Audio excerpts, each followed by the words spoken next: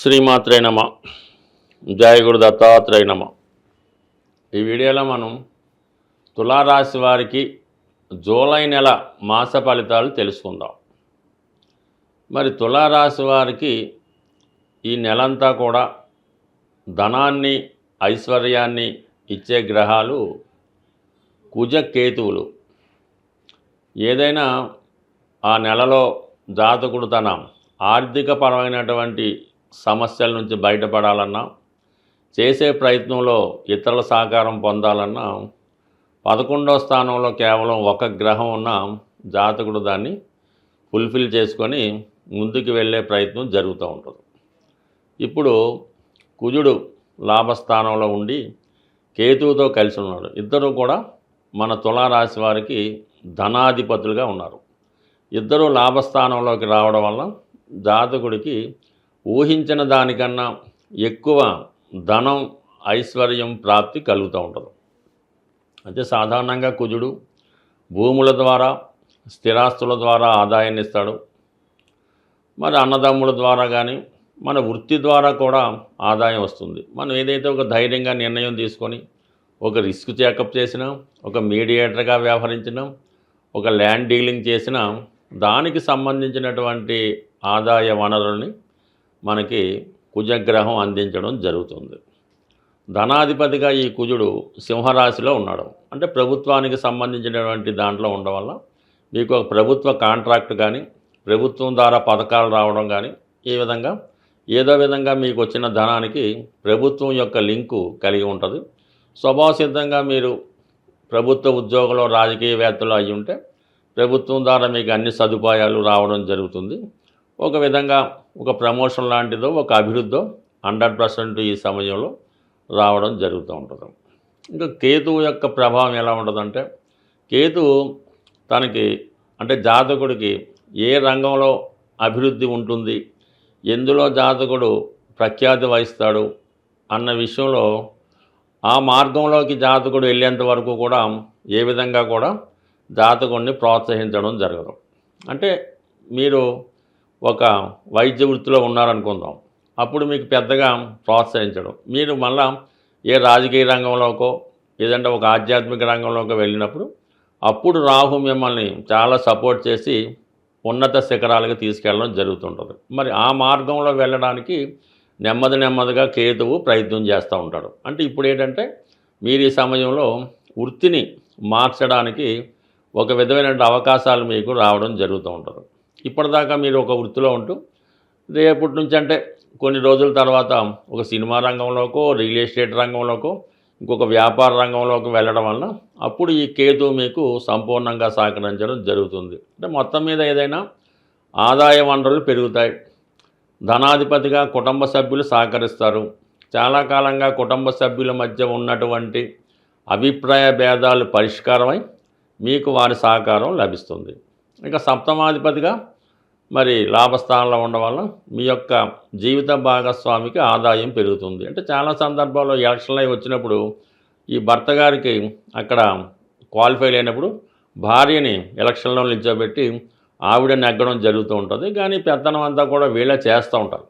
ఈ విధంగా మీ జీవిత భాగస్వామికి హోదా పెరగడం కానీ, ఒక పదవి రావడం కానీ, వారి యొక్క ఆదాయం పెరగడం కానీ జరుగుతూ ఉంటుంది. తద్వారా మీకు అది బెనిఫిట్గా ఉండే అవకాశం ఉంది. మొత్తం మీద ఈ నెలలో ఇది ఒకటి మీకు జరిగే అవకాశం ఉంది. ఇక భాగ్యస్థానంలో గురుగ్రహ సంచారం.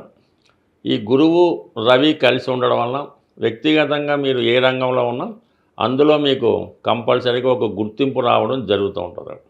అలాగే మీ సంతానం యొక్క అభివృద్ధి మీకు చాలా ఆనందాన్ని కలిగిస్తుంది అన్నమాట. ఏదన్నా వాళ్ళకి విదేశంలో ఉద్యోగం రావడం కానీ, ఆల్రెడీ వాళ్ళు విదేశంలో ఉంటే అక్కడ వారికి ఏదో ప్రభుత్వ ఉద్యోగం కానీ, ప్రైవేటు ఉద్యోగం కానీ చెప్పుకునే విధంగా వారి హోదా పెరుగుతుంది. అది మీకు గర్వకారణంగా ఉంటుందన్నమాట.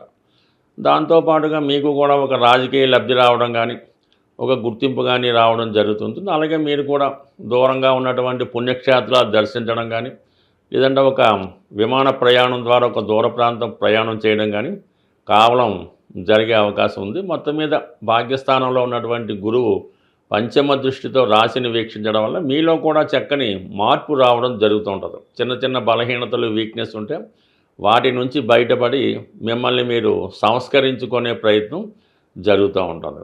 దాంతోపాటుగా మీకు చాలా కాలంగా శని 6వ స్థానంలో ఉంటూ మీ యొక్క వృత్తిలో చాలా వరకు మిమ్మల్ని ప్రోగ్రెస్ చేసుకుంటూ కొత్త అవకాశాలు ఇవ్వడం కూడా జరుగుతూ ఉంటుంది.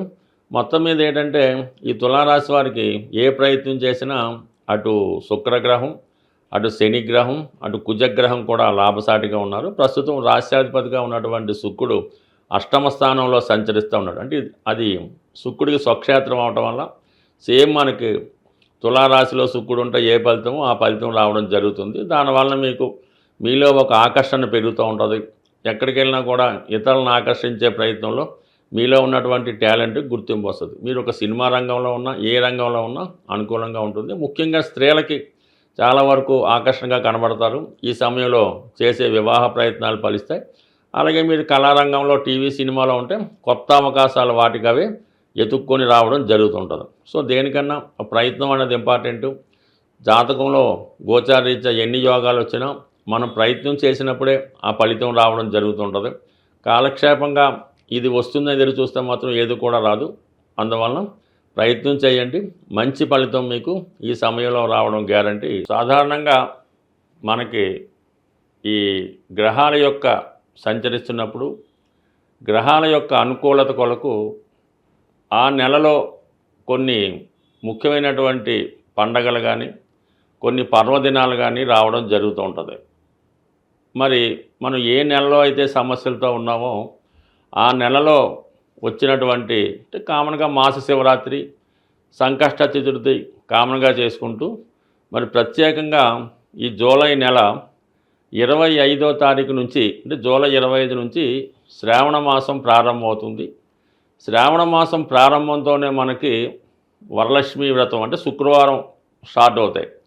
ఈ 4 శుక్రవారాలు అంటే శ్రావణ మాసంలో వచ్చినటువంటి మొదటి శుక్రవారం మొదలుకొని ఇంచుమించుగా నెలాఖరుకు వచ్చే 4 కానీ 5 కానీ శుక్రవారాలు ఉంటాయి కదా. ఆ శుక్రవారాలు స్త్రీ పురుష భేదం లేకుండా ప్రతి ఒక్కరూ విధి విధానంగా అమ్మవారిని పూజించుకోవడం.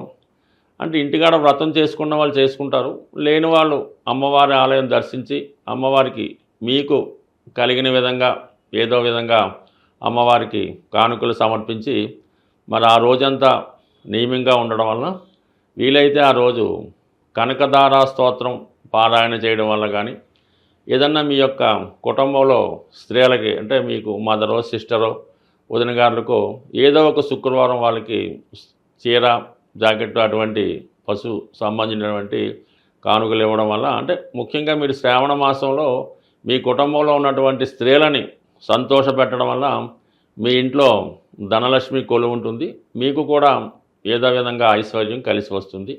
అలాగే ఇది మొత్తం నెలంతా కూడా ఆషాఢ మాసం ఉంటుంది కాబట్టి ఈ ఆషాఢ మాసంలో కూడా ఇది అమ్మవార్లకి ఇష్టమైన రోజు కాబట్టి అలాగే వారాహి నవరాత్రులు కూడా ఇదే సమయంలో అటు ఇటుగా జరుగుతుంటాయి. వీటన్నిటిలో మీరు మీ గ్రామ దేవత ఎవరైతే ఉంటారో మీ కులదేవత ఎవరైతే ఉంటారో ఆ దేవాలయాన్ని దర్శించి అమ్మవారికి ఒడిబియ్యం సమర్పించడం వల్ల ఏదైనా మనం ఈ లక్ష్మీ స్వరూపాలైనటువంటి అమ్మవారిని పూజించుకోవడం వల్లకి అనువైనటువంటి రోజులు ఈ శ్రావణ మాసం అలాగే ఆషాఢ మాసం.